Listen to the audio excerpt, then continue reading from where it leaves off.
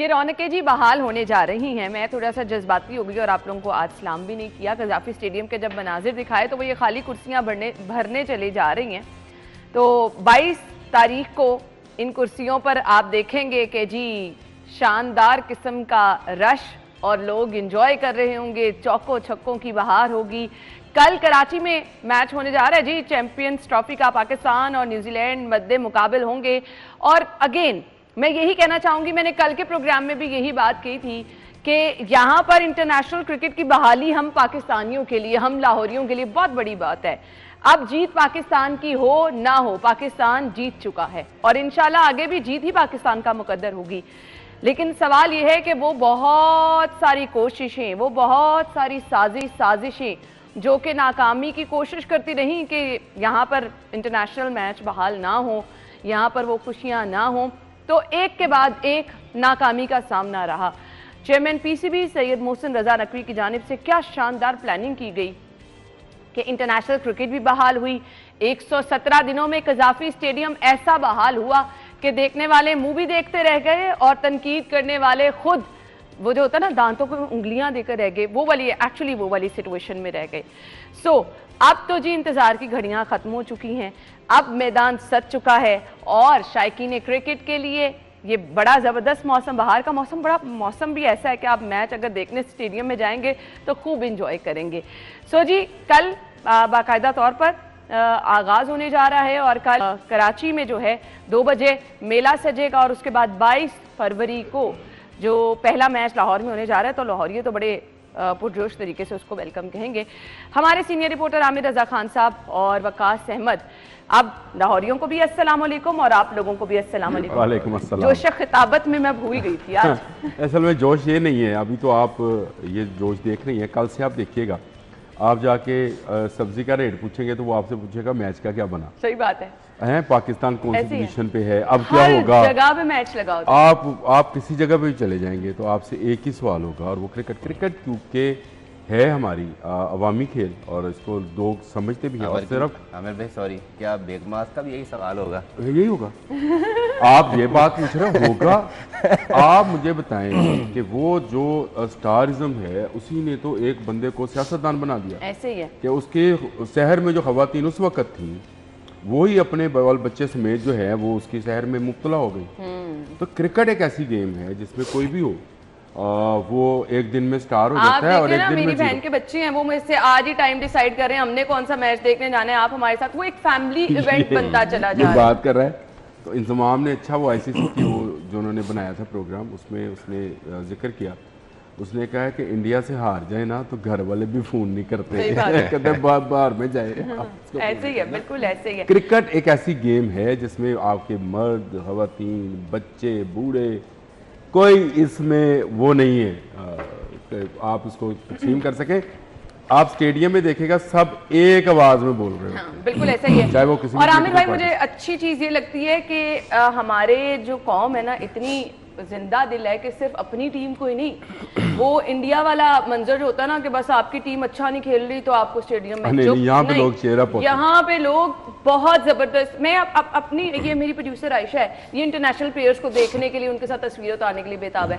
अब मेरी अपनी बहन का बेटा है, उसने अपने पसंदीदा खिलाड़ियों के नाम मुझे बताए, मैंने इनसे भी मिलना है, मैंने इनसे भी मिलना है, मैंने इनसे। अल्लाह का शुक्र है 29 साल के बाद ये इवेंट होने जा रहा है। 29 साल पहले वो भी मैंने कवर किया हुआ है 1996 में जो वर्ल्ड कप हुआ था, और 29 साल के बाद आज मैं चैंपियंस ट्रॉफी को भी देख रहा हूँ। लाहौर में होते, पाकिस्तान में होते, कराची में होते देख रहा हूँ। तो मेरे लिए बड़ी खुशी का मुकाम है कि पाकिस्तान ने जो है वो संगे मील जो श्रीलंका टीम पर हमले के बाद में से चीजें थी जो हो रही, मैं वही बता रहा हूँ कि वो ये जो था नामुमकिन लग रहा था श्रीलंकन टीम के हमले के बाद कि कभी यहाँ पर इंटरनेशनल इवेंट होंगे। चलें जी, गुड लक टीम पाकिस्तान और गुड लक कहना चाहेंगे उन तमाम लोगों को जिनकी काविशें थी। तो हम इस तमाम तर इवेंट को कामयाब बनाने में लाहौरियों से भी रिक्वेस्ट करेंगे कि आप ज़रूर इंतज़ामिया का, सिटी ट्रैफिक पुलिस का और पुलिस का साथ दें, क्योंकि ये हमारा इवेंट है, इसको मिलजुल कर हमने खूबसूरत बनाना है और ज़बरदस्त बनाना है। आज की पहली खबर की तरफ आएंगे। थोड़ा सा आमिर भाई से इख्तलाफ इसलिए रहता है, मैं स्टार्ट इसलिए नहीं करना चाहती, कुछ अवामी मसाइल हो ना तो ये हमेशा पुश्त पनाही कर देते हैं। नहीं जी अच्छी बात है, महंगाई हो रही है तो वो क्या करें। खैर उस पर इंतहाई माजरत के साथ आप पे ज़रूर आऊँगी, ज़रा वकास की तरफ पहले जाना है। माफिया आवाम को लूटने लगा है, सस्ती होने के बजाय मुर्गी दिन ब दिन महंगी हो रही है। शादियों का सीजन भी चल रहा है, आज का रेट है जी 595। ये आप सरकारी रेट अगर बता रही हैं माजरत के साथ आयशा, तो रेट दूसरा जो है वो 700 तक भी पहुंचा हुआ है। खैर, अच्छा जी, अब सरकार तो रेट जारी करके कागज का टुकड़ा दे के दीवारों पे आवेजा करके सो जाती है। उसके बाद अगर आप मुख्तलिफ मार्केटों में जाएं, पोश इलाकों में चले जाएं, वहां पे रेट अपना है, दूसरे इलाकों में चले जाएं, वहां पे रेट अपना है। और अगर आप अपनी चॉइस से वो चिकन के कुछ पार्ट्स लेना चाह रहे हैं तो बहुत जगहों पर उनके रेट्स भी अलहदा कर दिए जाते हैं, क्योंकि मैं अक्सर कहती हूँ ना कि मुझे बच्चों के लिए रैकेट्स बनाने हैं तो ये चाहिए, तो इसलिए ये चीज़ें पता है मुझे। जी वकास अहमद। अच्छा, एक चीज़ आपने छोड़ दिया कि पिछले दिनों नोटिस भी हुआ था चीफ मिनिस्टर साहिबा का। अच्छा। और बड़े धूमधाम से इसकी गर्ज जो थी चिकन महंगा होने की, वो हमें पंजाब असम्बली में भी सुनाई दी थी। फिर शायद कोई कमेटी भी बनी थी कि हम इसको रेगुलाइज करेंगे और ये जो माफिया है इसको हम लगाम डालेंगे। तो मेरा ख्याल है कि माफिया के आगे हुकूमत ने हथियार फेंक दिए हैं, और उसकी वजह भी शायद ये है कि जो इस रैकेट में जो लोग हैं वो इतने इन्फ्लुएंशियल है कि वो गवर्नमेंट को चलाते हैं इनडायरेक्टली, आप ये कह सकते हैं। तो जैसे हम शुगर माफिया की बात करते हैं, जैसे हम LNG माफिया की बात करते हैं, जैसे हम लैंड माफिया की बात करते हैं, तो अब चिकन माफिया भी है। क्योंकि ये पाकिस्तान में अगर अब 3-4 आइटम जो सबसे ज़्यादा कंज्यूम होती हैं उनमें एक ये है। तो जो लोग इसमें फीड की प्रोडक्शन में हैं, जिन लोगों के पास बड़े कंट्रोल शेड्स हैं, जो पूरे पाकिस्तान की जो सप्लाई है उसको उस पर असरअंदाज होते हैं। तो इतने ये बड़े बड़े लोग हैं जिनके अरबों रुपए। मैं एक फार्मास्यूटिकल एक कंपनी है फीड बनाती है, वहाँ पे मेरा एक दोस्त लगा हुआ है, तो मैंने कहा आपकी मार्केट में रिकवरी कितनी है? कहता है कि हमारी 15 से 16 अरब रुपया हमारी रिकवरी है। अच्छा। जो लोगों को हमने ऐसी फीड दी थी उधार लोग वापस नहीं कर रहे। तो मैंने कहा इस पे आप क्या कहते हैं? इस पे कंपनी की सिंसियरिटी ये है कि उन्होंने 2-3 लोग रखे हुए रिकवरी ऑफिसर, तो बस जो अगर हो जाए तो ठीक है, नहीं होता है तो कंपनी को कोई फ़र्क नहीं पड़ रहा। आप ये सोचें कि एक फैक्ट्री है तो आप जो जिसके लिए 15-16 रुपया मार्केट में जो डूबता नजर आ रहा है, कोई फर्क नहीं पड़ता। तो फिर उनको क्या फर्क पड़ता है? तो उनको फर्क यही पड़ता है कि जो कर्जे आपको मिल रहे हैं ना, कभी फलां नाम से फलां नाम से, अल्टरनेटिव आपके पास वापस उन्हीं के पास जाने हैं। सही। आमिर रजा खान साहब नाराज हो गई? नहीं, मैंने क्यों नाराज हूँ? थोड़ा सा मुंह ऐसे लग रहा ना। नहीं, मैंने तो ऐसे मैं सुन रहा था कि मुझे कौन सी कंपनी है जिसके पास 15-16 अरब रुपया जो है उसका मार्केट में फंसा हुआ है। मुझे तो उस कंपनी का नाम जानना है और मुझे भी जानना है, FBR वालों को भी जानना है। तो उसका तो 16 अरब रुपया सिर्फ मार्केट में है। तो वकास से जैसे ही प्रोग्राम खत्म होगा मैं उस कंपनी का नाम जरूर पूछना चाहूंगा, क्योंकि अगर उसका 16 अरब रुपया मार्केट में फंसा पड़ा है तो इसका मतलब है वो 100 अरब से 100-200 अरब रुपए की कंपनी होगी, फीड कंपनी। बिल्कुल आपने सही कहा। मुझे ये पूछना है। दूसरी बात है ये मुर्गी महंगी होने के बहुत सारे रीजंस होते हैं, जिसमें आपने खुद ही जिक्र कर दिया था, शादी ब्याह का सीजन और ऊपर से रमजान की आमद है। और कल ही मैं मीम देख रहा था, वो अच्छा है, वो कहता है जी चीजें महंगी करने के बाद जो है कहेंगे जमात ना रह जाए, जरा मैं नमाज पढ़ा हूँ। सही बात है। ये बात इसी तरह से है। और ये अगर आपने थोड़ा सा अगर आप पिछले प्रोग्राम का देखें, पिछला प्रोग्राम अगर आप देखें पिछले हफ्ते का, तो वकास भी इस बात के गवाह होंगे कि मैंने कहा था कि मैंने जनूबी पंजाब में कहा है कि कौन कौन सी चीज़ होल्डिंग में जा रही है। रात जब मैं फल लेने लगा तो पता चला कि सेब चला गया होल्डिंग। हाँ, ऐसे ही माल्टे भी चले गए हैं, मौसमी गई है, और केला जो है उसको अब वो पका नहीं रहे हैं। जो कच्चा केला है उसको आपको पता पकाने के लिए स्टोर में खास टेम्परेचर बनाया जाता है, जिसके बाद वो केला पकता है, उसको पकाया नहीं जा रहा। और लास्ट वाले रमजान में केले की कीमत कहाँ पे पहुंची? यही मैं आपसे कहना चाह रहा था। और ये रमजान है, ये 14 ये एक रमजान ऐसा गुजरा है कि 1400 रुपए किलो मुर्गी, आपको याद होगा? जी बिल्कुल मुझे याद है, हमारा ऐसा भी गुजरा है। रमजान में ना हम एहतमाम बड़ा करते हैं। अब ये बात जहां तक वकास की है बिल्कुल ठीक है। ये एक कार्टेल है, 6-7 ये बड़े लोग हैं जिनके पास कंट्रोल्ड शेड हैं, वो मुर्गी का रेट निकालते हैं और उनसे मुर्गी का रेट निकल कर, तो उन पे किसी का चेक एंड बैलेंस नहीं, किसी पर यहाँ पर चेक एंड बैलेंस है। वो उसने खुद बताया, वकास ने बताया कि ये किया, लेकिन एक किया धरा हमारा भी है। वो क्या है? अब आप कहेंगे बाइकआउट कर दें? नहीं, बाइकआउट नहीं कर। देखिए अवाम भी इसमें उतनी ही मुलव्वस है। जो लोग महंगा कर रहे हैं, जो होल्डिंग कर रहे हैं, वो तो गवर्नमेंट नहीं कर रही ना, वो तो लोग कर रहे हैं। गवर्नमेंट का काम क्या है? इनको पकड़ना। अब उसके लिए कोई मैकेनिज्म होना चाहिए।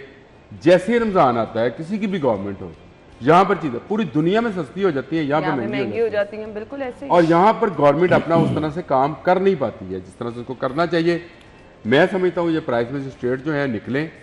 आपको याद होगा कि यही निगरान गवर्नमेंट का दौर था जिस दौर में छापे पड़े थे और गोदामों में से चीनी और ये सेब और फल ये बाहर लाए गए थे, चावल बाहर लाया गया था। वो भी वही मैकेनिज्म अगर आप दोबारा इस्तेमाल कर लें, वही आप मजिस्ट्रेट और एसीज को जिनको आप बहुत बड़ी बड़ी लग्जरी गाड़ियां देते हैं उनसे कि भाई फील्ड में जाएं, गोदाम खुलाएं, चीज़ों को बाहर लेकर आएं, छापे करवाना। भाई कहानी सिर्फ यहाँ तक नहीं ना है, ये मजिस्ट्रेट चले जाएंगे चिकन की दुकानों पर छापे मारने, या तो चीनी महंगी करते जा रहे हैं या तो फल महंगे करते जा रहे हैं। मजिस्ट्रेट की औकात से ये बहुत आगे की बात है। ये यहाँ पे गवर्नमेंट कुछ नहीं कर पा रही, नहीं पता पॉइंट ना। आप किस किस चीज को कंट्रोल करेंगे? फल आपने बता दिया, एक ही हल है वैसे,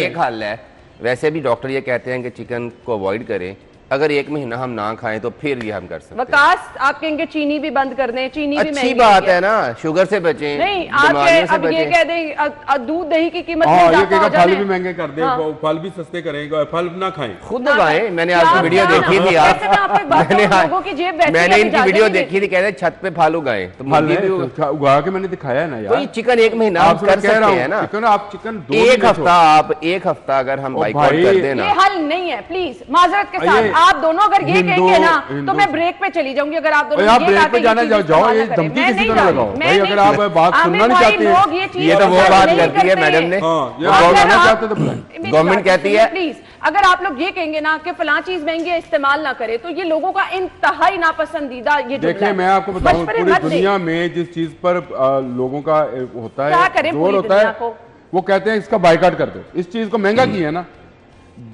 एक हफ्ता मुर्गी ज्यादा रखनी पड़े ना, एक हफ्ता तो ये सारे कंट्रोल सेट, ये सारे दुकानदार कर दिया मुर्गी का बाइकआउट, चीजें निकल जाती हैं अगर एक हफ्ता। क्या अजीब बातें करते हैं। जैसे वो दुकान पे जाए ना, जैसे मैडम ने कहा मैंने उठ के चले जाना है, तो दुकानदार पता है कहता है लेनी है तो ले, नहीं तो निकल जा। दूध दही महंगा हो जाएगा तो रमजान में कहेंगे कि दही कर दे थोड़ा सा यार। जाने थे किस तरह की आप नहीं इस तरह का बाइकाट नहीं हो सकता जिस तरह से आप बात कर रहे हैं, लेकिन थोड़ा फर्क पड़ता है। ये हो सकता है कि अगर आप चिकन का बाइकाट करें तो एक हफ्ता अगर मुर्गी रखनी पड़ जाए, मैं आपको बताऊं ना, ये करोड़ों रुपए का वो खत्म हो जाएगा इनका मुनाफा, और करोड़ों अरबों रुपए का मुनाफा होगा। ये मुनाफा खत्म हो जाएगा, एक हफ्ता इनको मुर्गी रखनी पड़ जाए, एक हफ्ता करें ना लाहौरिया बाइकाट, क्यों नहीं करते चीज? ये मशवरा अगर आप दे रहे हैं, अगर ये मुझे बताएं, दुनिया भर में इस तरह से होता है कि जो चीज महंगी होती है उसको खरीदना बंद कर दिया। मान लिया आमिर भाई, यहाँ एक चीज महंगी नहीं है, यहाँ हर चीज महंगी है। चीनी किसी के कंट्रोल में नहीं है। अब गरीब क्या, मैं तो चीनी चाय बगैर चीनी की पी है, लेकिन क्या करें? अगर हर चीज में लोगों को ये मशवरा देते चले जाएं तो लोग तो वैसे ही चैनल स्विच ऑफ कर देंगे कि ये तो अच्छे मशवरे देने बैठे हैं कि जी ये ना करें, ये ना करेंगे। देखिए मैं आपको बताऊं, अभी प्याज की होर्डिंग शुरू, मैं होर्डिंग्स बता रहा हूँ आपको, चावल प्याज चीनी जो चीजें स्टोर में स्टोर हो सकती हैं वो स्टोर की जा रही हैं। इसका एक ही हल है भाई, छापे मारने शुरू करें, स्टोर पे जाएं। आप वो 6 बड़े कार्टन तो नहीं पकड़ सकते, चले 595 आपका रेट है, उस पर आप बकवा दें, ये तो हो सकता है ना, ये तो नहीं हो सकता। करने वाले चाहें तो बहुत कुछ हो सकता है। ये तो आप ये तो माने ना, हम कहते थे तजावजात खत्म नहीं हो सकती, करके दिखाएंगे, बिल्कुल। और फकीर वैसे वापस आ गए अपने अपने अड्डों पे। सही क्या आपने, फकीर वापस आ गए अपने अपने अड्डों पे। वो सिर्फ 2 हफ्ते का मेरा ख्याल ऑपरेशन था, वो खत्म हुआ और उसके बाद फकीर बैक टू द ड्यूटी। जब फकीरों का ऑपरेशन होता है ना, वो ऐसे होता है, और रमजान में आपको ये बहुत ज्यादा नजर आना शुरू हो जाएंगे। खैर ये तो हम देखते भी हैं जगह जगह पर, चौक चौराहों में रमजान में बहुत ज्यादा लोगों को डिस्टर्ब करते हैं। खैर रिक्वेस्ट ये है इंतजामिया से, अगर कहते हैं तो जी हाथ जोड़ लेते हैं, इस माह मुबारक में लोगों को अगर आप चाहते हैं रिलीफ दे दें। फकीरों का तो बाइकआउट कर सकते हैं ना, रोड पे पैसे, हाँ वो कर सकते हैं, वो हमारे हाथ में है, उनको पैसे ना दें, उनको ना दे। बाकी रिक्वेस्ट है डीसी साहब से, नेशनल या इंटरनेशनल दोनों का कितना बाइकआउट कर रहे हो? दस्ते दियो, मैं तो दोनों का बाइकआउट हो रहा था बाय द वे। लें जी, डीसी साहब से रिक्वेस्ट है कि अगर आप इस माह मुबारक में दर्द दिल रखते हैं तो थोड़ा सा अपनी टीम को एक्टिव करके मैदान में उतार दें, उनसे रोजाना की रिपोर्ट लें कि आखिर वो कर क्या रही हैं। आवाम को सस्ती चीजें फराहम करने में माफिया तो लूट रहा है, आप तो माफिया नहीं है, आप तो इंतजामिया है, आप ही कुछ कर लें। ब्रेक के बाद आते हैं।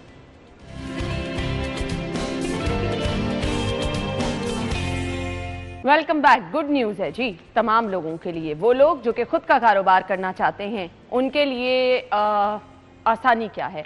21 साल से 57 साल तक के शहरी कर्ज के लिए अप्लाई कर सकते हैं, यानी मैं और आमिर भाई इसमें फॉल करते हैं। जी आमिर भाई। हाँ जी, 21 साल वाला तो मैं ही हूँ इस जगह बैठा हुआ, तो मैं फॉल करता हूँ। लेकिन ये फॉल कैसे करना है ये पता नहीं है मुझे। अच्छा, बहुत सारे लोगों ने पूछा, आसान नहीं है ये। कल मैंने जो ये सुना कि आप दे रहे हैं 1 करोड़ 20 लाख आसान कर्जा, 57 लाख और 60 लाख 64 लाख, प्रोटोकॉल बड़े सख्त हैं। क्या प्रोटोकॉल है मुझे बताएं। कारोबार तो हर बंदा करना चाहता है, मैं एक मुलाजिम पेशा आदमी, मैं भी कारोबार करना चाहता हूं, तो क्या मुझे 1 करोड़ 20 लाख का आप देंगे? नहीं। आप उसमें क्या देखेंगे फिर? आप उसके पास क्या चीज़ें हों कि वो आसान कारोबार कर सके? पहली बात तो ये है, जो लोग आसान कारोबार कर रहे थे उनके ठेले आपने उठवा दिए। सबसे आसान कारोबार लाहौर में यही। नहीं, किसी का नहीं उठवाया, उनको रेडियां दी हैं वो दिया तस्वीर वाली, और जिनको क्रीम ब्लॉक से उठाया उनको अभी तक कुछ नहीं मिला। वो प्रिंट हो रही हैं तस्वीरें, सीमल हाशमी ने उस पर प्रोग्राम किया है, तस्वीरें प्रिंट हो रही हैं। सबसे पहले तो आपको आसान कर्जा उनको देना चाहिए था जिनका आज तजावुज़ात की वजह से जिनकी रेडियां आपने रेडियां उठाई हैं और जिनके ठेले और ठिये उठाए हैं। रेडियां तो वो सही कह रहा है, मिल गई होंगी। जिनके ठिये बने हुए थे पार्किंग लॉट के अंदर, क्रीम ब्लॉक में या कहीं पर भी, G1 की मार्केट जोहर टाउन में या कैंट में, उनको आप ऑफर करते कि हम आपको कर्जा देने लगे हैं, फलां जगह पे आप अपनी कोई दुकान करें, आप अपना कोई बनाएं ताकि रोजगार बढ़े। अच्छा, ये तो आपका मैंने मशवरा हो गया। कल जिनको कर्जा मिला, जिनके सीएम साहब से लिया, दुआएं भी दी सीएम साहिबा ने उनको, और सारे बहुत वेल ऑफ लग रहे। मुझे नहीं पता है, अल्लाह करे वो बेचारे इसी काबिल हो कि वो कर्जा ले रहे हो या क्या कर रहे हो। मुझे देखने में वो मुझसे ज्यादा वेल ऑफ लग रहे थे, जो कि करोड़ रुपए का और 80-80 लाख रुपए का कर्जा उठा रहे थे। अच्छा ये था कि आसान कारोबार वो लोगों को दिया जाता जिनके ये ठीक खत्म हुए। एक तो दुकानें बनती, टैक्स रेवेन्यू में आती, बिजली के बिलों में आती। अच्छा, एक चीज मैं वहाँ ऐड पे कर दूं, दुकानदार अगर होगा तो साथ में 2 मुलाजिम का रखेगा। कर्ज जो है ना, ये बिल्कुल उस बंदे को नहीं दिया गया जिसकी ना कोई जायदाद है ना कुछ, क्योंकि उससे श्योरिटी के लिए कुछ जायदाद का हिस्सा रखवाया जा रहा है। कर्जा होता है ना, ये आसान कर्जा नहीं है। आसान कर्जा होता है 10 लाख का, 15 लाख से बड़ा अच्छा कारोबार हो जाता है। अगर आप दुकान करना चाहें ना किसी की, आप स्टेशनरी की, कोई जनरल स्टोर, कोई फ्रूट शॉप, कोई वेजिटेबल शॉप करना चाहें तो 10-15 लाख रुपए काफ़ी होता है। सबसे पहले आप उन लोगों को रजिस्टर करते, उनकी आप वेरिफिकेशन करना चाहते हैं करते, उसके बाद उनको कर्जा देते, और किराए की मद में वो जो किराया देना होता है या जो भी देना होता है उनसे वो पैसे तो ये भी रिटर्न करेंगे ना, बिला सूद होंगे। तो अगर आप उन गरीबों का ख्याल कर लेते, मेरा अपना जाती, हालांकि मैं तजावजात के सख्त खिलाफ हूँ, और मुझे खुशी हुई इस दिन सीमल ने भी ये बात की कि हम सख्त खिलाफ हैं इसके, तजावजात होनी नहीं चाहिए, लेकिन चले जो हो गए हैं उनके लिए हमको मुतबादल काम प्लान तो होना चाहिए था, और यही प्लान था। तो वो फिर आपकी हुकूमतों को ये ऑन करना चाहिए। अगर आपके कहने पर तजावुज़ात खत्म कर दी गई हैं तो फिर उनका ऑल्टरनेट सोल्यूशन उनको देना चाहिए। बाकी ये आसान कारोबार, मैं 100% अग्री करती हूँ कि ये उन लोगों के लिए होना चाहिए जिनके पास वाकई ही कारोबार करने के लिए कुछ नहीं है, बेचारे किधर जाएंगे। तो मेहरबानी कर रही थी तो उन लोगों को ज्यादा हुनरमंद भी शामिल है उसमें, क्यों काश? बिल्कुल है। अच्छा, अब यहाँ पर आ जाए जी, 27 इलेक्ट्रिक बसें पायलट प्रोजेक्ट के तौर पर चलाई जाएंगी। बसों के चार्जिंग स्टेशन ग्रीन टाउन में है।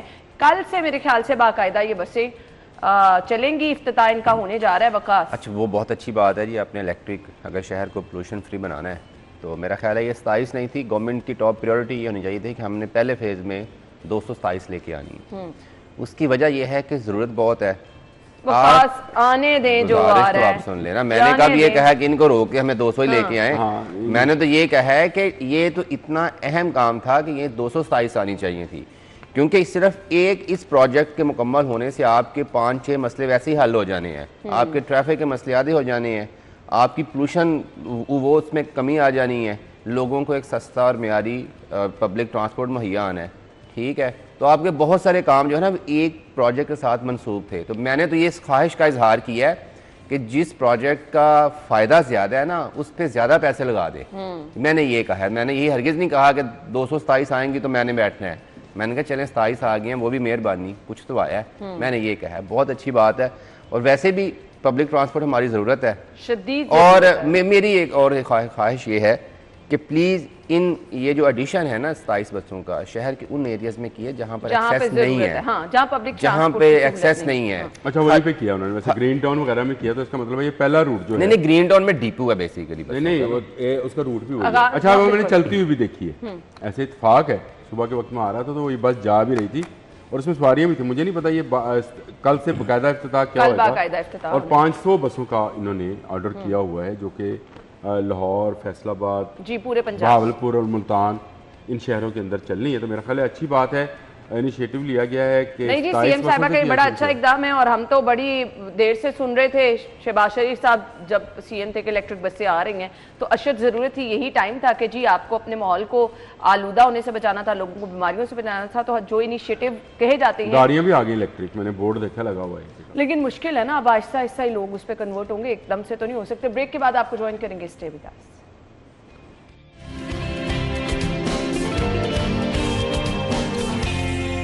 Welcome back once again. खबर यह है, पैदावार पर पाबंदी से कैपेसिटी चार्जेस की अदायगी में आसानी होगी। बिजली सस्ती करने के लिए मेगा प्रोजेक्ट पर काम शुरू। अल्लाह ताला तेरा शुक्र है आमिर भाई।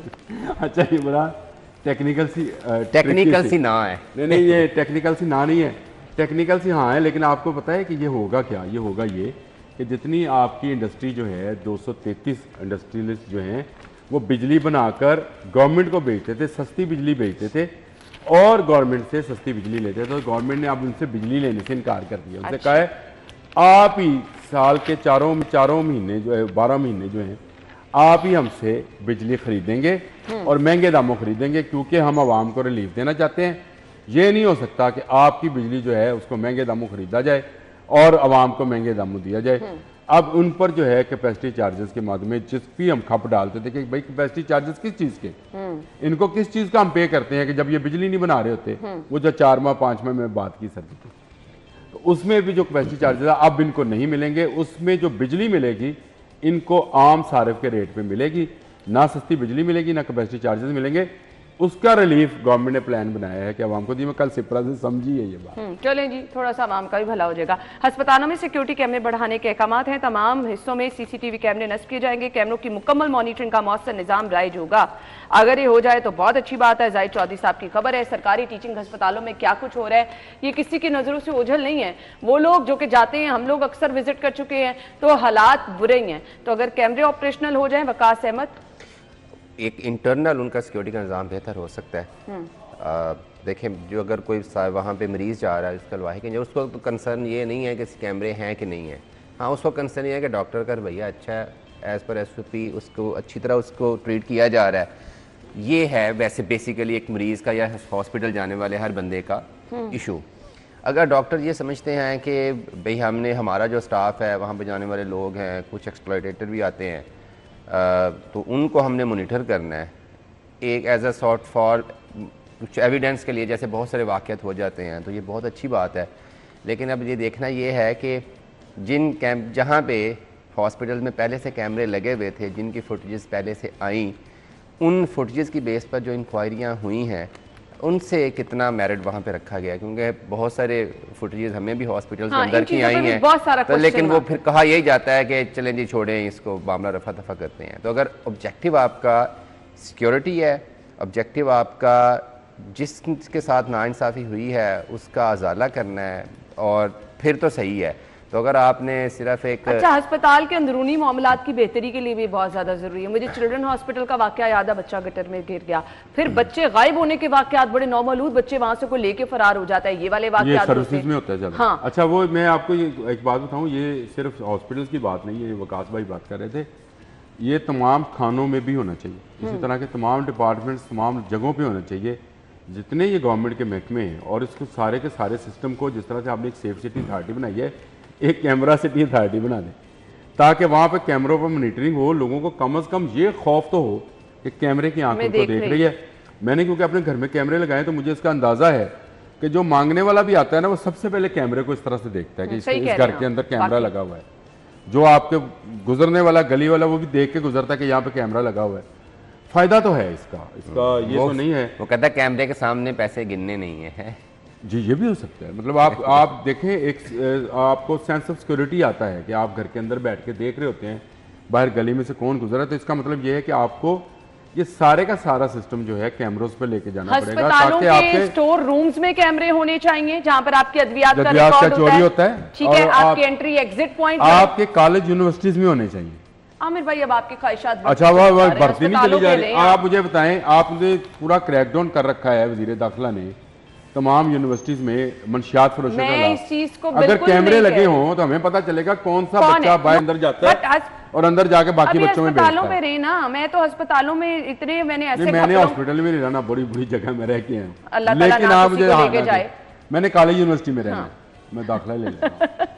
वहां पे लगाए कैमरे। वो नौजवानों वाली शोखियां इस एज में चाह रहे हैं तो वो वापस नहीं आएंगी, आप चाहे कॉलेज मैं तो चला जाऊंगा ना, शोहिया ना आए वापस। हाँ, भाभी जाती हैं हम वो आप पे भी रोज नजर रख जाता हूं। लेंगी, बट रोज बहुत जाता हूं जरूरी, वही तो मैं कह रही हूँ, वो आप पे नजर रख लेंगे अगर आप गए तो। खैर, अस्पतालों में सिक्योरिटी कैमरे होना बहुत ज्यादा जरूरी है। मैं तो ये कहूंगी कि आपकी इमरजेंसी में खुदा न खास्ता बहुत सारे ऐसे वाकयात हुए, लड़ाई झगड़े के लवाही कीन के, क्योंकि इस तरह होता है कि पेशेंट आता है बड़ी बुरी हालत में, अगर डॉक्टर नई बात सुन रहे, पता चलता है इमरजेंसी कैमरे खराब है। इमरजेंसी है, स्टोर रूम है, एंट्री एग्जिट पॉइंट है, आपका सिटिंग एरिया है, इन सब वार्ड्स जगहों हैं। पर, हाँ वार्ड्स में बहुत ज्यादा जरूरी है।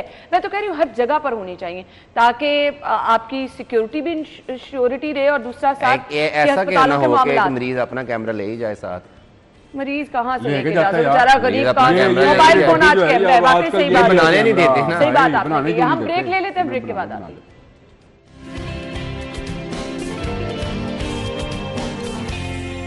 Welcome back once again. शहर में होने जा रही गैर मेयारी आर्टिफिशियल ब्यूटिफिकेशन पर नैब का डीजी पीएचए को तहकीकात के लिए मरासला। पीएचए ब्यूटिफिकेशन प्लान पर तहकीकात कर रहे हैं, नैब ने खाते खोल दिए हैं। शहर लाहौर में करोड़ों रुपए लगाकर सजावट करने का मंसूबा, गैर मेयारी आर्टिफिशियल ब्यूटिफिकेशन पर नैब ने तहकीकात का आगाज कर दिया। सबसे पहले तो हमारा शहर बागों का शहर, और फिर बागों के शहर में ये आपको आर्टिफिशियल ब्यूटिफिकेशन की ज़रूरत क्या है। आप वो आमिर भाई हमेशा कहते होते हैं, अपने जो यहाँ के फूल पौधे, यहाँ के जो आपके सीज़न के लिहाज से जो होते हैं, आप वही लगा दें तो मेरे ख्याल से बहुत सारे आपके मसाइल भी हल हो जाए। खूबसूरत नैब के मुंह पर तमाचा मारा है खजाना ने, महकमा खजाना ने पीएचए को मजीद 70 करोड़ रुपए जारी कर दिए शहर के लिए। ये लें, कैसा है? नैब खाते खोल के बैठ गए और खजाना उनके लिए खजाने खोले जा रहे हैं। आर्टिफिशियल डेकोरेशन की जरूरत ही नहीं है। जरूरत है। एक पौधा, एक दरख्त खुद अल्लाह ताला डेकोरेट कर देता है। आमिर भाई, लाइटें यहाँ पर कभी उस प्रायोरिटी है ना। नहीं चले लाइट्स लगाएं, मुझे लाइट्स लगाने पे भी कोई प्रॉब्लम, लेकिन आप उसमें घपले तो ना करें। उनकी आर्टिफिशियल ब्यूटिफिकेशन में और लाइटें आप जो दरख्त लगा रहे हैं, जो पौधे लगा रहे हैं, खुदारा ये ना लगाएं। आपने लगाने हैं तो देसी दरख्त, देसी पौधे लगाए, अल्लाह उसको सजाएगा। किसी को फूल देता है, किसी को फल देता है, किसी को पतझड़ देता है, किसी को बहार देता है। अल्लाह उसको सारा साल सजा बना रहा होता है, उसकी शाखें, उसकी सारी चीजें अल्लाह परिंदे घोंसला बनाते हैं। ये आर्टिफिशियल आपने वो गोल चक्कर सा बनाकर उसमें प्लास्टिक के फूल लगा दिए, मुझे बताइए किस काम की? सही बात है। पैसा लगेगा आपका, डीजल लगेगा। आप इन चीज़ों को ख़त्म करें, आपको महकमा खजाना मेरे ख्याल है और पैसे भी जारी कर देगा, लेकिन नैब आपको बड़ा मेहरबान है इन पे। हाँ, इन पे मेहरबान है। पता नहीं इस और ठेके जो हैं इनके सारे के सारे ये फ्रॉड ठेके होते हैं। और मुझे आज तक समझ नहीं आई इन लोगों की कि पीएचओ को इतना पैसा दिया क्यों जाता है। आमिर भी आपको हुकूमती मामला की वैसे भी समझ नहीं आ सकती, क्योंकि हुकूमती मामला जो है ना वो हमारी आपकी सोच से बहुत आगे होते हैं। पैसे कैसे बनाने हैं, गवर्नमेंट ने कैसे किसको फैसिलिटेट करना है, ये गवर्नमेंट बना नहीं रही, तो गवर्नमेंट के खाए जा रहे हैं पैसे। तो गवर्नमेंट इसीलिए होती है नैब ने लोगों इसीलिए को बनाया पैसे देने के लिए, लेकिन जाहिर बात है अपने करीबी लोगों को पहले देती है। नहीं, लेकिन इस चीज को कंट्रोल करने की जरूरत है, अदरवाइज जो है ना आपके वो ये वैसे ना beautification वैसे वक्ती मुझे होती पता है, क्या इससे लगता फायदा है, कोई नहीं माहौल मुझे को लगता है पहुंचना। नैब ने ना आपकी खबरों का नोटिस लिया है, क्योंकि आपने अल्लाह जितना करे इस ले इशू लें। को हाईलाइट किया है ना कि ये आर्टिफिशियल ब्यूटिफिकेशन नहीं होनी चाहिए, नहीं होनी चाहिए, तो वाकई नहीं होनी चाहिए। मैं अक्सर आमिर भाई एक मिसाल देते होते थे कि मेन बुलेवार्ड पे एक हमारे चीफ मिनिस्टर थे, तो उन्होंने सऊदी अरब से खजूरें मंगवा कर वहाँ पे लगवा दी। बिल्कुल। मतलब आप ये बताएं कि स्लीप असल में दरख्त कटवा दिए और खजूरें लगवा दी। हमारे पास ना हम ब्यूटिफिकेशन पर ये जाहिरी सजावट पर ज्यादा आ गए हैं, जो आपके माहौल को, नेचर को, वैसे रात को ना नेचर से करीब आर्टिफिशियल करें, हम ब्यूटी उनसे अच्छी दूर लगती है, वरना रात को बड़े दरख्तों के नीचे तो डर लगता है। चल अच्छा जी, दुश्मनी वालों से अमन के लिए शॉर्टी बॉन्ड लेने का फैसला किया गया। पुरानी दुश्मनी के मुकदमात में मतलूब इश्तिहारों की गिरफ्तारी हर हाल में यकीनी बनाई जाए। बिलाल सिद्दीक मियाना साहब का कहना है। वकास अहमद, अगर वो कह रहे हैं तो मान जाएं, क्योंकि वो अगर नहीं हम तो हर बात मान अगर वो आप नहीं मानेंगे तो वो मनवा लेंगे। नहीं, हम तो, मैं पहले ही कह रही हूँ हर बात लेकिन बात ये है कि मियाना साहब अजय पता नहीं अब उनको वार्न कर रहे हैं या उनसे दरख्वास्त कर रहे हैं, भाई आपको किसने रोका है कि उनको ना पकड़े? भाई हम तो बड़े देर से कह रहे हैं कि भाई फलां को भी पकड़ ले, हम तो हाईलाइट कर रहे हैं ना। तो मेरा ख्याल है आज ये खबर कहते शायद कि भाईजान पिछले 2 साल में हमने शहर से ख़त्म कर दिए हैं बदमाशों को, वो वही तो वहीं के वहीं पे हैं। बिल्कुल। तो पता नहीं अब उसमें उनका क्या पैगाम है, लेकिन अच्छी बात है अगर पुलिस ये अप्रोच भी साथ रखती है कि बहुत सारे मामला जो थाने कचहरियों से हल नहीं हो पा रहे, तो एक चांस इस पर्सपेक्ट में भी काम करके देख लिया जाए कि मुज़ाकरात की तरफ उनको लाया जाए। कुछ जो मुक़्तदर लोग हैं, जो मुअज़्ज़िज़ीन हैं शहर के, उनको इन्वॉल्व करके लोगों को सुलह सफाई की तरफ लाने से अगर शहर का अमन बेहतर हो सकता है तो मेरा ख्याल है बिल्कुल कोशिश करनी चाहिए। लेकिन अल्टरनेटिव फिर पुलिस के पास जो असल काम है डंडा पुलिस का, जितना आम लोगों पे चलता है उतना अगर बड़े लोगों पे भी चला दे तो वाकई शहर में अमन। असमा बुखारी ने भी डंडे का जिक्र किया था, बड़ा सा डंडा जी ना था, असमा बुखारी ने भी किया था। मैं वैसे लेकिन पुलिस ने आखा रिश्वत खोर ते फायदा की, बाद जो करदा फिरा टकोर ते फायदा की। सही बात। बैर अबू जरी कह गए और सही लफ्ज कह गए, तो उसने सही कहा कि आपको फायदा क्या होगा, और श्योरिटी बॉन्ड मांगे जा रहे हैं भेड़िए से कि तू भेड़ नहीं खाएगा, उसको जब मौका मिलेगा वो खा जाएगा। जब मौका बदमाश को मिलेगा वो बदमाशी दिखाएगा। कानून में जब उसको मौका मिलेगा अपनी खानदानी, कौन सा श्योरिटी बॉन्ड कानून में ना, मैं आपको बताता हूँ और किससे लिया जा रहा है, और अगर ले भी लेते हैं तो फिर ये मैं आपको एक चीज बताता हूँ। पंजाब में ना एक ऑर्डिनेंस है वो बदमाश एक्ट, पिछले मेरा नहीं ख्याल 50 साल से उस एक्ट के तहत किसी पे एफआईआर दर्ज क्या है, क्योंकि वो जो पट्टा है ना, वो अंग्रेज ने ऐसा पट्टा बनाया हुआ था कि वो बदमाश बेचारा रुल जाता था चक्कर लगा ला के, उसने थाने में जाके उसके घर के बाहर लिखा जाएगा ये बदमाश है, उसके वो थाने जाके हाजिरियां लगवाएगा, बनाने का मतलब समझ आया। नहीं लेकिन आज तक उनके लिए बदमाश वो तो जो हमारे आजादी के हीरो हैं। आप बात तो समझा करेंगे, वो नहीं था बदमाश। अच्छा, आप उनको ना ये जो बदमाश एक्ट था ना, ये उनके लिए था जो अंग्रेज के खिलाफ जद्दोजहद कर रहे थे। हाँ, इनके पास इन्होंने 50 साल 70 साल हो गए होंगे, इन्होंने इस्तेमाल नहीं किया ना।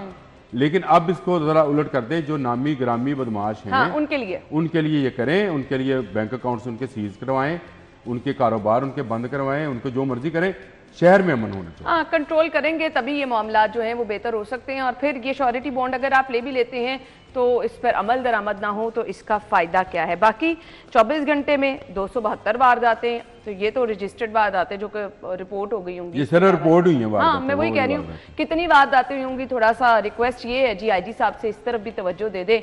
आवाम बेचारी रोजमर्रा हम देखते हैं बड़ी परेशान, इसका मतलब है हर घंटे में 10 वारदातें। तो आप अंदाजा लगा लें फिर भी कि शहर ये 30-40% कम है पिछले साल से, 30-40% कम है। ये आप पुलिस वाला बयान दे रहे हैं। हाँ, ये वो वाला बयान दे रहे हैं। और वहां से अगर हम ये पूछे ना कितनी वारदातें, तो इतनी आबादी वाले शहर में तो ऊंट के मुंह में जीरे के बराबर। हर घंटे में 10 शहरी लुट रहे हैं या मार करोड़ की आबादी में, मेरी बात सुने, और हर घंटे में 10 लोग, आमिर भाई, हर घंटे में 10 लोग, आप सेटिस्फाइड कह रहे हैं। 1.5 करोड़ की आबादी में, 1.5 करोड़ की आबादी में अगर 10 वारदातें हो रही है तो कुछ भी नहीं है। हेडलाइंस के बाद आएंगे।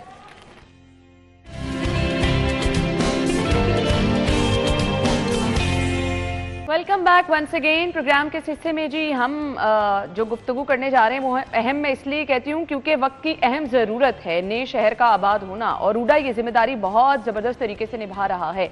एक के बाद एक प्रोजेक्ट की कामयाबी इस चीज़ का मुंह बोलता सबूत है। और फिर जिस तरह से हम देख रहे हैं कि साथ ही साथ लोगों का इंटरेस्ट इतना है कि जैसे जैसे कंप्लीट इनके प्रोजेक्ट्स हो रहे हैं वो लोग उसमें जो है वो ज़बरदस्त तरीके से लोगों की तवज्जो का मरकज़ भी बनते चले जा रहे हैं। सो अभी हम देख रहे हैं कि जी तरक्याती काम जोरों शोर से जारी है और रूडा अपने टारगेट बाखूबी तरीके से जो है वो पूरे कर रहा है। अगर हम देखें एनवायरनमेंट के हिसाब से तो ज़बरदस्त तरीके से काम किया जा रहा है। फिर हम यहाँ पे कहते हैं जी रोड्स कुशादा नहीं है, बहुत सारे मसाइल हैं। तो नया शहर जो बनाने जा रहे हैं उधर इन तमाम मसाइल को देखते हुए जो अभी हमें फेस करने पड़े हैं, चाहे हम वो आबो हवा के लिहाज से कह रहे हैं, आलूदगी के हवाले से कह रहे हैं, रोड इंफ्रास्ट्रक्चर के हवाले से कह रहे हैं, कमर्शियल एक्टिविटीज़ आपके रिहायशी एरियाज़ में चल रही हैं, तो इस नए शहर को बहुत एक प्लान सिटी बनाया जा रहा है।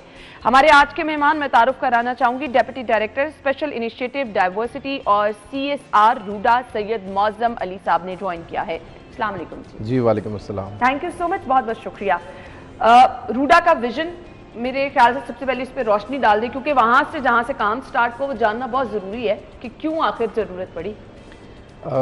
वर्ल्ड ओवर जहाँ भी कोई ऐसा शहर होता है जो अपनी फुल ऑक्यूपेंसी पे पहुँच जाता है, या वो कहते हैं ना भर जाता है इन टर्म्स ऑफ खचाखच भर जाता है, तिल धरने की जगह नहीं है। और अगर आप समझें कि आप 1:30-2 बजे छुट्टी के टाइम पे निकलें तो आपको जगह नहीं मिलती, आपने अगर कहीं पहुंचना हो, और अगर आपने शाम 5:30, 6, 7 बजे आपने निकलना हो तो आपको ऐसी सड़कें चौक मिलती हैं।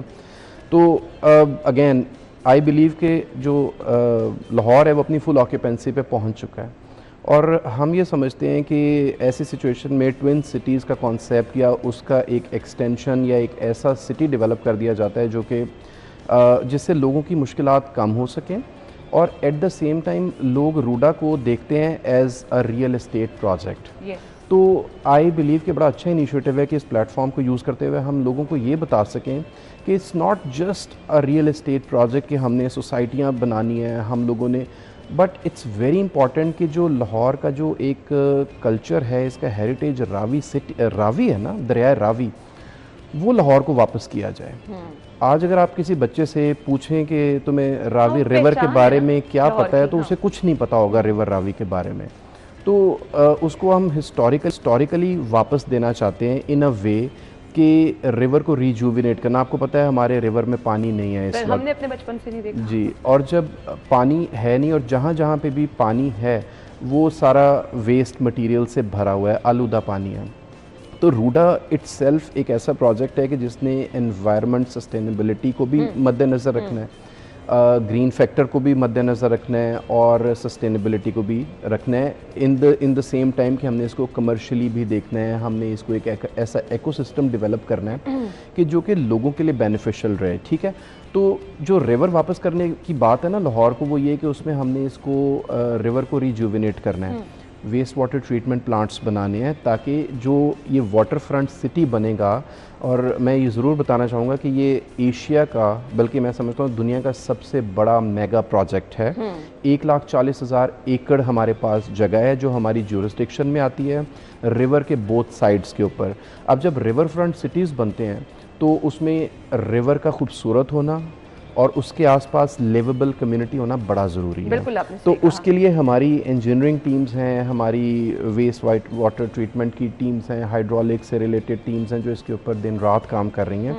और हम लोग ये चाहते हैं कि एक खूबसूरत रिवर ऐसा हो जिसके इर्द गिर्द ऐसी ज़िंदगी आबाद हो सके जैसे कि हम यूके में देखते हैं, जैसे हम चाइना में देखते हैं। That's really great। और मेरे ख्याल से रूडा का सबसे प्राइम जो एक वो कहते हैं ना प्रोजेक्ट, वो यही है कि रिवर की बहाली और फिर ज़ेरे ज़मीन पानी की सतह जो है उसको बेहतर करना। मेरे ख्याल से ये हम आजकल जो प्लानिंग करें कि आने वाले टाइम में हमें ये मसाइल हो सकते हैं, तो उस पर रूडा बड़े अच्छे तरीके से काम करें। CSR डाइवर्सिटी स्पेशल इनिशिएटिव आपका डिपार्टमेंट है, क्या रोल है इसका रूडा में? बेसिकली जो रूडा का मैंने आपको बताया शुरू में, उसी से मैं एक्सटेंड करूंगा कि it's not just a real estate project, we are an authority. और एज एन अथॉरिटी जब मैं इकोसिस्टम डेवलप करने की बात करता हूँ तो उस इकोसिस्टम में सोसाइटीज़ तो आती हैं, बट एक्सपीरियंस आता है लोगों को कि जो लोगों ने वहाँ पर रहना है उनके लिए क्या क्या फैसिलिटीज़ हैं। उसमें जो मार्जिनलाइज्ड कम्युनिटीज़ हैं, ऐसी कम्युनिटीज़ जिनको अपॉर्चुनिटीज़ नहीं हैं, जो बहुत ही लो तबके से, जिनको फैसिलिटीज़ हासिल नहीं है, तो हमने अगर अपना प्रोजेक्ट इस्टेब्लिश करना है उसके साथ साथ हमने उनका कितना ख्याल रखना है, उनके लिए क्या फैसिलिटीज़ हमने लेकर आनी है। हमने UNSDG गोल्स को एक अपना स्टैंडर्ड बनाया हुआ है कि हमने उन गोल्स को भी मीट करना है, जैसे कि उसमें हम एजुकेशन को रखेंगे मद्देनज़र कि मार्जिनलाइज कम्युनिटी के लिए हम लोग मार्जिनलाइज कम्युनिटी बेसिकली ऑडियंस को बताने के लिए कि ये वो कम्युनिटी होती है जिसके पास फैसिलिटीज़ नहीं होती, जो बड़े पिसते हुए रह रहे होते हैं, जिनके पास कोई वो कहते हैं ना पॉवर्टी लाइन से बुनियादी सहूलियात नहीं, तालीम की उससे भी नीचे, उससे भी नीचे। सो हम चाहते हैं कि हम उनको अपलिफ्ट करें। तो ये डिपार्टमेंट बेसिकली फोकस करे कि हमने जो इकोसिस्टम डेवलप करना है हमने जैसे एजुकेशन सेक्टर को फोकस करना है, हमने क्लीन ड्रिंकिंग वाटर को हमने करना है, हमने स्किल्स मैनेजमेंट के ऊपर, विमेन हेल्थ के ऊपर, life stock and dairy, cleanliness के ऊपर, इन चीज़ों को जब हम अप्रिशिएट कि अगर आप नया शहर आबाद कर रहे हैं तो उसमें ये जो बुनियादी चीजें हैं जिसको रूट कहा जाता है, और ये चीजें तो हमेशा नजरअंदाज होती हैं। आप इंफ्रास्ट्रक्चर पे, सजाने बनाने पे काम कर लेते हैं, इन चीजों को तो हमेशा। तो रूडा का विजन यही है कि इन लोगों का भी हक बनता है, इनको अपलिफ्ट करना है। अगर बाहर के लोग जैसे यूएन के लोग, ये जो इनके प्रोजेक्ट्स हैं, इनके इस किस्म के जो वो अगर इनके बारे में सोचते हैं तो ये तो हमारे अपने हैं। तो हम ये ज़रूर चाहते हैं कि हम इनको अपलिफ्ट करें, गर्ल्स एजुकेशन, विमेन स्किल्स, और जो ऐसे एल्डरली लोग हैं या वो ऐसे ख़ानदानों के सरबराज जो कि स्पेशली एबल्ड हैं, जो कमाई नहीं कर सकते, तो हम उनकी ज़िंदगी को अपलिफ्ट करने के लिए इनिशिएटिव ले रहे हैं। उसमें से एक इनिशिएटिव ये भी है कि हमने आइडेंटिफाई किया 81 विलेजेस जो रूडा की ज्यूरिसडिक्शन में आ रहे हैं। हमने उनको 1 बाय 1 अपलिफ्ट करना है, उनका थोड़ा कॉस्मेटिक्स बेहतर करेंगे, लोगों का लिविंग एक्सपीरियंस बेहतर करेंगे, वहाँ पे हेल्थ फैसिलिटीज़ को लेकर आएंगे, वहाँ पे एजुकेशन फैसिलिटीज़ को लेकर आएंगे, जो एग्जिस्टिंगली स्कूल्स हैं वहाँ पे। अभी सर वहाँ पे क्या सिचुएशन है? ये सब चीज़ें मिसिंग हैं, डर्थ है वहाँ पे। और इवन मैंने कुछ स्कूल्स विजिट किए थे, रूडा को बड़ी मेहनत करनी जी, और हम कर रहे हैं। मैंने कुछ स्कूल्स विजिट किए थे, उन स्कूल्स में जब जाके देखा तो वहाँ पे स्कूल्स के आसपास छप्पड़ जिसे कहते हैं, गंदे पानी के छप्पड़ थे। फिर मैंने वहाँ पे देखा तो स्कूल्स के अंदर भैंसें भी बंधी हुई थी, कुछ स्कूल्स ऑपरेशनल ही नहीं थे, बंद थे, क्योंकि वहाँ पे लोग भेज ही नहीं पाते। वो कहते हैं कि जी, हम कहते हैं कि जी बच्चों को भेज के क्या करना, नॉलेज भी नहीं है ना उनके अंदर। क्योंकि हमारा एक रोल ये भी है कि हमने लोगों को एजुकेट भी करना है। जैसे इस प्रोग्राम के थ्रू में हमने लोगों को पता किया कि हम software side of the project लोगों को दिखाना चाहते हैं कि हम किस तरह से लोगों की ज़िंदगी को टच करना चाहते हैं। हम ये नहीं कहना चाहते कि हमने सिर्फ फोर्स्ड एक्विजिशंस करनी है, प्रोजेक्ट्स बनाने हैं, दरख्त काटने हैं, बट हमने उनके लिए स्पेसिफिक एरिया भी मुंतखब किया है। हम लोगों ने उसके ऊपर बाकायदा काम करना है ताकि हमारी ग्रीन फैक्टर जो है वो भी एक हमारा फुलफिल हो सके। UNSDG गोल्स को हमने करना है। So coming back to the topic, जब मैंने ये चीज़ें देखी तो इस वक्त वहाँ पे डर्थ है, वहाँ पे क्लीनलीनेस आप देख लें, लोगों को नॉलेज नहीं है। वहाँ पे अगर हमने बास्केट्स लगाई हुई हैं कूड़े की तो लोग उसके बाहर फेंकते हैं, लोग उसके अंदर नहीं फेंकते। तो उनको एजुकेट करना, उनको रीइंफोर्स करना, और वहाँ पे चीज़ों को अपलिफ्ट करने के लिए फैसिलिटीज़ भी देना। फिर वहाँ पे सीवरेज सिस्टम को, अर्थ वर्क्स हैं, इंफ्रास्ट्रक्चर लेकर जाना। अभी हमें पता चला कि एक विलेज है वहाँ पे एक नौजवान लड़का 26-27 साल का था, उसकी डेथ सिर्फ इस वजह से हो गई कि उसका एक्सीडेंट हुआ और उसको मेन रोड पर लाने के लिए ना हमारे पास कोई गाड़ी थी, ना हमारे पास रेडी थी, और इंफ्रास्ट्रक्चर ऐसा नहीं था, तो उसकी डेथ होगी कुछ देर अपनी वो तकलीफ से लड़के टाइमली हॉस्पिटल में तो वी जस्ट वांट कि हम जो बेसिक इंफ्रास्ट्रक्चर, बेसिक नीड्स हैं ना लोगों की, एटलीस्ट जिन पे उनका बुनियादी हक है, उनकी ज़िंदगी कम अज़ कम, जैसे छोटी सी कोई बीमारी होती है तो उनको फर्स्ट एड मिल जाए।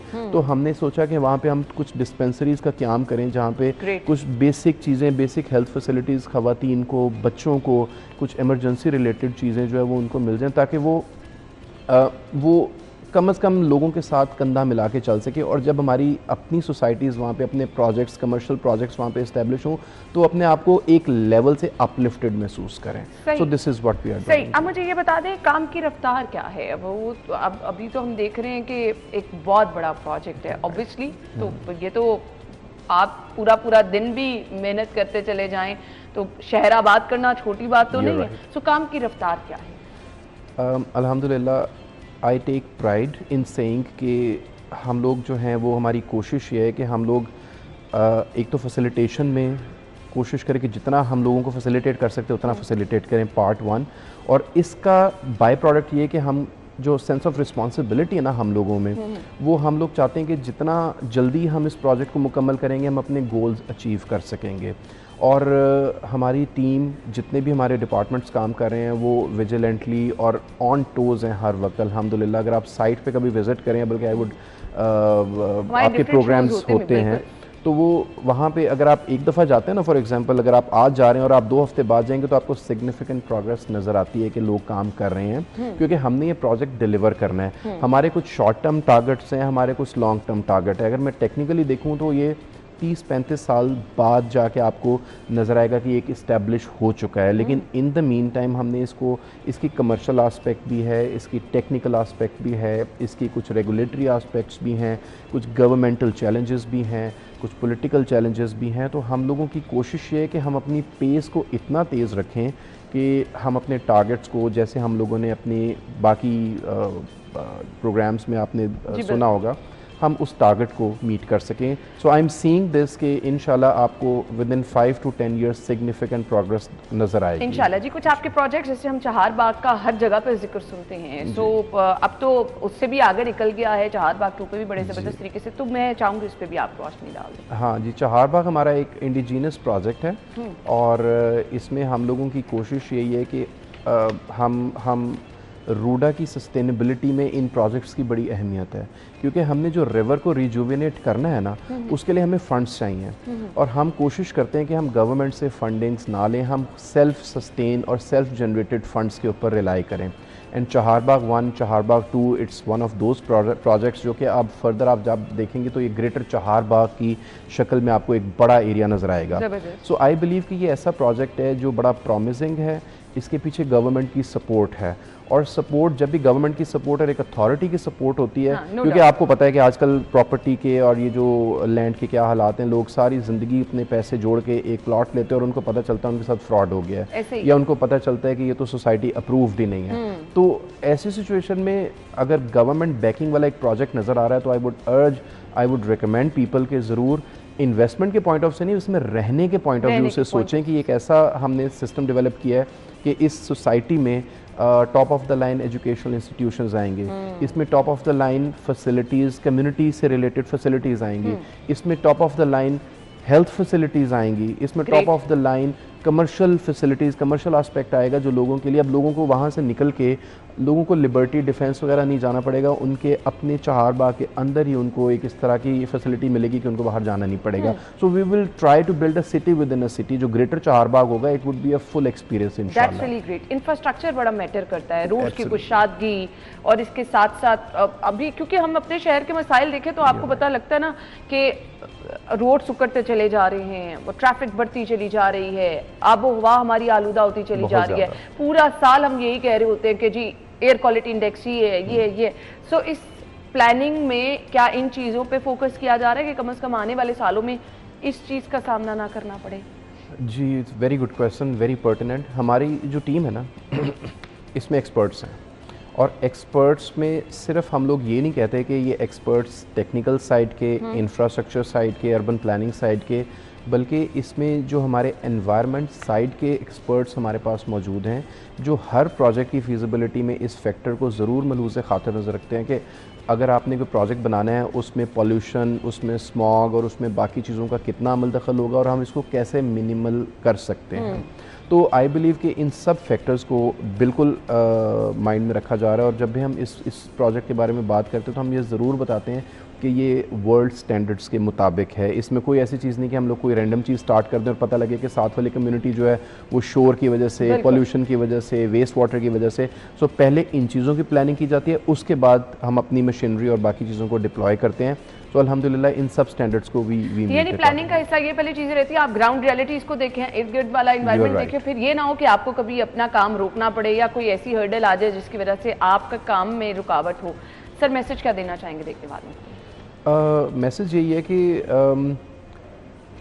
if you have any such questions about Ruda, come to us, talk to us, because लोग assume कर लेते हैं, लोग पूछते नहीं हैं, और हमारी अवेयरनेस प्रोग्राम्स हैं यूजुअली, मतलब मैं ये समझता हूँ कि लोग सोशल मीडिया को, टीवी को एंटरटेनमेंट के लिए ज़्यादा और इन्फॉर्मेशन के लिए कम यूज़ करते हैं। अग्री। तो मेरा पॉइंट ये है कि जब हम जैसे लोग जो हम पाकिस्तान की बेहतरी के लिए काम कर रहे हैं, हमें एटलीस्ट सुने ज़रूर, हम अवेयरनेस क्रिएट कर रहे हैं, हम लोगों को बताना चाहते हैं कि रूडा इज़ एन अथॉरिटी, हम इसका सॉफ्टवेयर इमेज लोगों को दिखाना चाहते हैं कि हम एक इमोशनल कल्चरल एस्पेक्ट पाकिस्तान को, लाहौर को, पंजाब को वापस कर रहे हैं, और इसमें हमें सपोर्ट करें, इसमें हमारा मैसेज लोगों तक पहुंचाएं, और अगर हम लोग अच्छा काम कर रहे हैं, आपको लगता है कि हम अच्छा काम कर रहे हैं, तो इसको ज़रूर आसपास लोगों के साथ शेयर करें ताकि ये वर्ड ऑफ माउथ फैले, बच्चों को पता चले रावी रिवर क्या है, बच्चों को पता चले कि हमारे जो मॉन्यूमेंट्स हैं वो क्या हैं, और जो एक हमारा प्रोजेक्ट, उसमें मैं सिर्फ 1 मिनट लूँगा कि हम उन मॉन्यूमेंट्स और उसके साथ कोलैबोरेट करके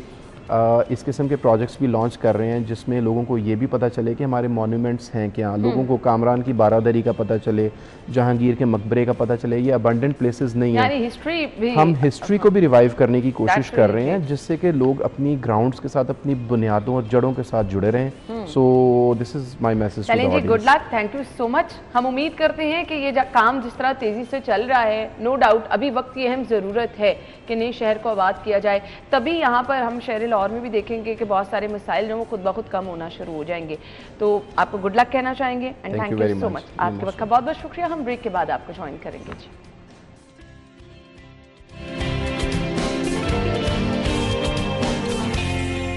वेलकम बैक। और आपके इंतजार की घड़ियां खत्म हो चुकी हैं जी। आज जिनकी बर्थडे हम उनको विश करने जा रहे हैं। एंड यस, अगर आपकी कल सालगिरह है तो आपने क्या करना है, स्क्रीन पर नंबर दिखा दें जी। इस नंबर पर आपने अपना नाम और अपनी पिक्चर्स हमें भिजवानी है। ना सिर्फ आपकी, अगर आप किसी फ्रेंड की है, किसी फैमिली मेंबर की है, तो आप उनकी बर्थडे को जी स्पेशल बनाएं। आपको इतना ज़बरदस्त प्लेटफॉर्म और इतना ज़बरदस्त मौका दिया जी। आप बर्थडे को ना सिर्फ स्पेशल बनाएंगे बल्कि एक सरप्राइज़ भी दे सकते हैं। तो हमें अपनी पिक्चर्स और अपना नाम भिजवा दें। तो जिस तरह आज आप देखेंगे कि जी बड़ी स्पेशल सालगिरह विश की जाएगी, तो कल इंशाल्लाह आपकी बर्थडे लिस्ट भी ऐसे शामिल की जाएगी। एहसन जाकिर की बर्थडे है जी आज। सलाम आमिर, अतीक अहमद, हाशिर, हफ्सा और इसके बाद जी अहमद भट्टी। आप सब लोगों को सालगिरह की मुबारकबाद। Happy birthday.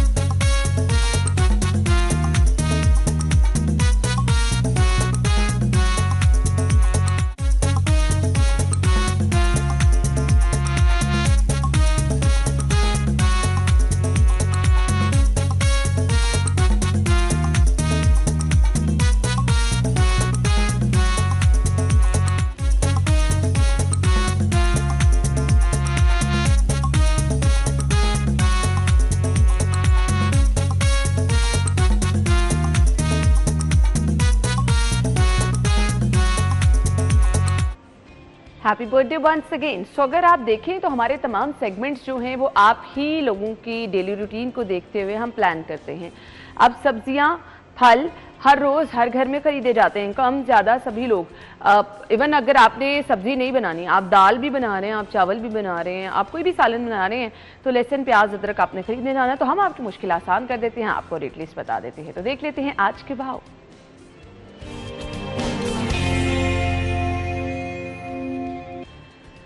सो हम अपने रिपोर्टर्स को भेजते हैं शहर के डिफरेंट मार्केट्स में।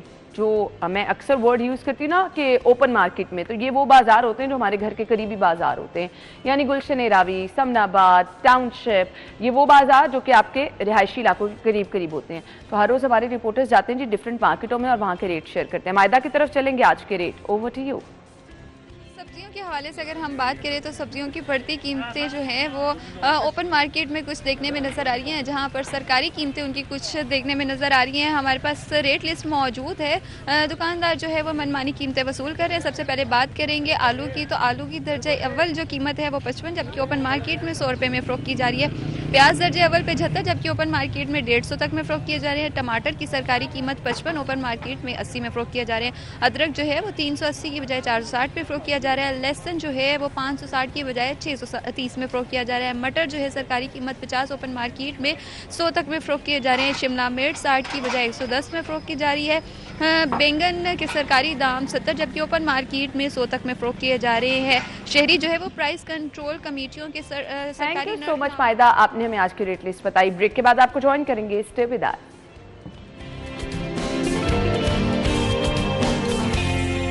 प्रोग्राम में आपको एक बार फिर से खुशामदीद कहेंगे। नाज़रीन, आजकल डिजिटल दौर है, पैसे कमाना अगर कोई कह रहा ना कि मुश्किल है तो ये बिल्कुल मुश्किल नहीं है। कुछ स्किल्स सीखने की ज़रूरत होती है, आपको कुछ चीज़ों में एक्सपर्ट होना पड़ता है। आप कम भी पढ़े लिखे हैं तो आप अपना काम अच्छे तरीके से चला सकते हो। वो जो हम कहते हैं ना, घर चलाना, दाल दलिया चलाना, वो आसानी से चल सकता है अगर आप कुछ चीज़ें सीख लेंगे। मोबाइल फ़ोन हर किसी के पास है, एंड्रॉयड तो आज हर दूसरे बंदे के पास है। ये आपके लिए बहुत फायदेमंद हो सकता है अगर आप थोड़ा सा टाइम इसको दे देंगे। तो अब आपको बताएंगे कि आज के दौर में आपने थोड़ा सा डिजिटल कैसे होना है और वो आपको ज्यादा फायदा कैसे दे सकेगा। फेसबुक और इसके साथ साथ यूट्यूब अगर आप इस्तेमाल करें तो आप अच्छे खासे पैसे कमा सकते हैं, लेकिन इस्तेमाल का ट्रैक आज हम आपको डिफाइन करेंगे। डिजिटल मीडिया एक्सपर्ट शान मेहर साहब ने हमें ज्वाइन किया है, उनको वेलकम कहेंगे। अस्सलाम वालेकुम। वालेकुम सलाम। सो शान साहब, मेरी बातों से अग्री करते हैं आप? जी एग्जैक्टली, बहुत आसान है नाउ डेज पैसा बनाना डिजिटल प्लेटफॉर्म से स्पेशली। ठीक है, तो अब हमें वो ट्रैक बता दें कि हम फेसबुक और यूट्यूब से पैसे कैसे कमा सकते हैं। लेट्स सपोज मैंने स्टार्ट लेना है, मैं आपके पास आई हूँ, किस तरह से आप मुझे बताएंगे कि मैंने क्या क्या करना है? सिंपल है, डेली रूटीन के अंदर आप कोई भी चीज़ करते हैं दुनिया उसको देखना चाहती है। लाइक आप एंकरिंग कर रही हैं, हर बंदा किसी ना किसी शोबे से वो बसता है, कहीं जाता है, कुछ करता है। डेली रूटीन में कुछ भी हो रहा है। इवन के मैंने गोरों का ये कंटेंट भी देखा है कि आप डोर को बंद कैसे करते हैं, आप खोलते कैसे हैं, इसके ऊपर भी मिलियंस ऑफ व्यूज़ हैं। इवन के आप मतलब खाना खाते हैं, आवाज़ किस तरह आती है, इसके ऊपर भी मिलियंस ऑफ व्यूज़ हैं। तो मतलब ये तो इंतहाई आसान चीज़ होगी कि आप कोई लिमिट नहीं है किसी भी चीज़ के ऊपर कि आप ये करेंगे तो ही पैसा बनेगा। सिर्फ मसला कहाँ पे आ रहा है, हम लोग कर कुछ नहीं रहे, हमारे करने ना करने में फ़र्क आ रहा है। तो हर बंदे के पास एंड्रॉयड फ़ोन है, हर बंदे के पास आईफोन है।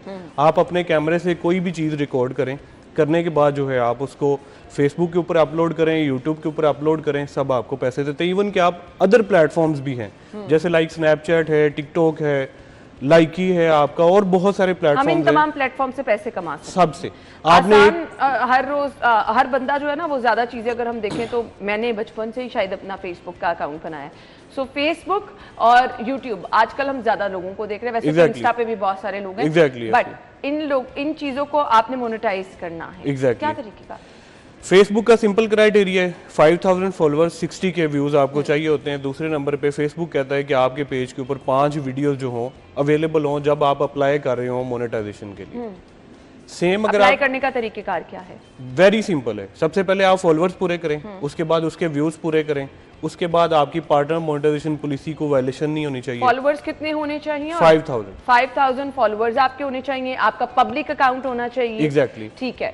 कुछ चीजें देख लें आप जी, लिस्ट में मैं आपको बताती जा रही हूँ। पब्लिक अकाउंट होना चाहिए, 5000 आपके फॉलोअर्स होने चाहिए, नेक्स्ट 60 के आपके व्यूज होने चाहिए, 60 के आपके व्यूज होने चाहिए। और जब आप अप्लाई करें एटलीस्ट 5 वीडियोस आपके पेज के ऊपर अवेलेबल होनी चाहिए ताकि फेसबुक रिव्यू कर सके कि आपका कंटेंट की वर्थ क्या है। ठीक हो गया, तो ये सब चीजें होंगी तो आप मोनेटाइज के अहल हो जाएंगे। एग्जैक्टली। उसके बाद आपको इंतजार करना है। सिंपल आपने अप्लाई करना है, विद इन जो है फ्यू आवर्स आपको उसका रिस्पांस आ जाता है। और अगर आपका कंटेंट अच्छा है, आपने कोई पॉलिसी वायलेशन नहीं की हुई तो आपकी अप्रूवल हो जाती है। पॉलिसी वायलेशन बड़ा अहम पॉइंट आपने उठाया। पॉलिसी वायलेशन होती कैसे है? पॉलिसी वायलेशन है बेसिकली आपने कोई सेंसिटिव चीज दिखा दी, लाइक ब्लड है या फायर दिखा दी या कोई भी ऐसी चीज जिससे कोई दूसरी चीज डिग्रेड हो रही है तो उसको अलाउ नहीं करता बेसिकली फेसबुक। सही। बाकी आपका कंटेंट जो है आप उस पर अच्छे तरीके से काम करें और उसको करें। एग्जैक्टली। पैसे कितने कमा सकते हैं आप? कोई लिमिट नहीं है।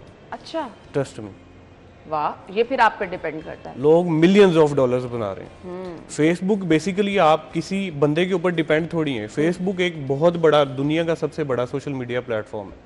वो कहता है आप आओ जितने कंटेंट क्रिएटर्स आ रहे हैं। बट अब इसको चलाने का भी तो कोई तरीका होता होगा ना, जैसे एक्सपर्ट्स को पता है टाइमिंग क्या है, कंटेंट किस टाइम पे कौन सा डालना है, आपकी टारगेट ऑडियंस क्या देखना चाह रही है, तो इस साइकिल को भी जरा हमें समझा दें। डेफिनेटली ये डिपेंड करता है। सबसे पहले काम स्टार्ट करने से पहले आपने चूज़ करना होता है कि आप काम पाकिस्तान में करने चाह रहे हैं। नॉन प्रीमियम कंट्रीज़ हम बोलते हैं एशिया में, जैसे इंडिया है, पाकिस्तान है। अगर आप प्रीमियम कंट्रीज़ की बात करें, यूएसए है, यूके है, या अगर और भी इसको सादा अल्फाज में एक्सप्लेन करता जाऊँ तो जहाँ पे डॉलर्स, पाउंड्स या यूरो वगैरह चलते हैं, वहाँ के व्यूवर्स का रेट उस हिसाब से। जब आप अपनी ऑडियंस डिफाइन कर लेंगे कि मैंने इन ऑडियंस को टारगेट करना है, फिर आपने देखना है वहाँ पे ट्रेंडिंग क्या है। पाकिस्तान में अलग चीज़ देखी जाती है, यूएसए में अलग देखी जाती है। अगर मैं कुछ निशेज़ बताता जाऊँ तो पाकिस्तान में लाइक जैसे आपने देखा होगा पॉडकास्ट है आजकल, व्लॉगिंग है, उसके बाद आपका एंटरटेनमेंट है, उसके बाद अगर आप यूएसए की बात करें तो यूएसए में मेकअप, ये वाला फीमेल्स के लिए स्पेशली कुकिंग, उसके बाद आपका एंटरटेनमेंट आ जाता है। हाइड्रोलिक प्रेस एक कंटेंट है, वो चीज़ों को क्रैश करने वाला। ASMR की वीडियोस बहुत ज़्यादा चलती हैं, गाड़ियों के टायर्स के नीचे आपने देखा होगा डिफरेंट बलून्स रख दिए, कुछ भी। मतलब मैंने आपको इतने सादा अल्फाज में बताया कि अगर आपने कुछ करना है, कुछ भी, कोई भी कुछ भी कर सकता है। सही। और अगर आप ये चाहते हैं कि मैंने शॉर्ट टाइम में वायरल होना है, तो उसके लिए ये है कि आप अपने कंटेंट के ऊपर यूजर को बेसिकली ठहराएं। कोई भी सोशल मीडिया प्लेटफॉर्म है, उसका सिंपल सा एक क्राइटेरिया है कि अगर यूजर आके आपकी वीडियो के ऊपर रुकता है, लेट्स से मैंने एक वीडियो लगाई 1 मिनट की, एक यूजर आया उसने 2 सेकंड देखी वो निकल गया, दूसरा आया उसने 3 सेकंड देखी निकल गया, प्लेटफॉर्म को ये लगता है कि इसके कंटेंट पे जान नहीं है, जो भी यूजर आ रहा है वो टिक ही नहीं रहा। तो बेसिकली आपने कभी वीडियोस में देखा होगा एक हुक होती है, लाइक अगर आप ड्रामा भी देखते हैं तो अगला स्टार्ट करने से पहले कुछ ऐसा दिखाते हैं कि बंदा वो ढूंढता रहता है, पूरा उसमें देखता रहता है। तो अगर आपने यूजर ला के, आपका कंटेंट की निश कोई भी है, हर चीज दुनिया देखती है, उसको आपने स्टे करा लिया अपने कंटेंट के ऊपर, आपका कंटेंट वायरल है। चलें जी, ये तो बड़ी जबरदस्त आपने एक तरीका बता दिया है। हम यूट्यूब पे भी बात करेंगे, मुझे ब्रेक का कहा जा रहा है, ब्रेक के बाद आते हैं।